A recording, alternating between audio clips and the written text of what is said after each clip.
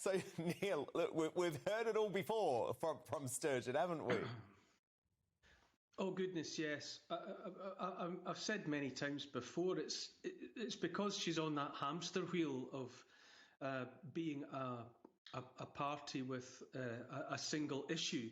She exists. The SNP exists to push for the breakup of the union.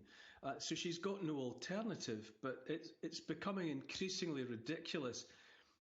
In many ways, she makes me think of, the famous Japanese soldiers, lost in the jungle, who were left, fighting the war for 30, 40, 50 years after it was finished.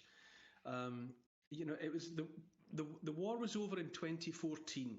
That was the high water mark. That was the referendum on Scottish independence. There was a resounding victory for the majority of Scottish people who said, as has always been the case, as always was the case, as always will be the case, that they want to remain part of the United Kingdom.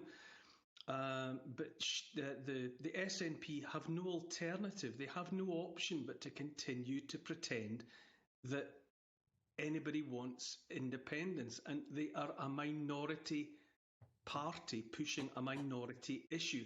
And for most of us in Scotland, I can only begin to imagine how frustrating it must be for the rest of Britain to continue to listen to Nicola Sturgeon and her party pretending that the majority of Scots want to break up the union, because they don't. And so she has to do this tomorrow, doesn't she, Neil, to try and prove to her party that she has an action plan. But in reality, there's no plan for Indy Ref 2, is there? It's not going to happen. It's not going to happen. There's no legal, constitutionally legitimate way in which she can continue to prosecute this war that she wants to wage. But Dan, when I think about it, the truth is the world has changed in the last couple of years. We've all been through an undeniable shift. There's been a kind of the tectonic plates have moved. There has been a paradigm shift. The world is a different place. And I think by next year, the world will be a very, very different place. People who are already struggling with the cost of lockdown, that will only intensify.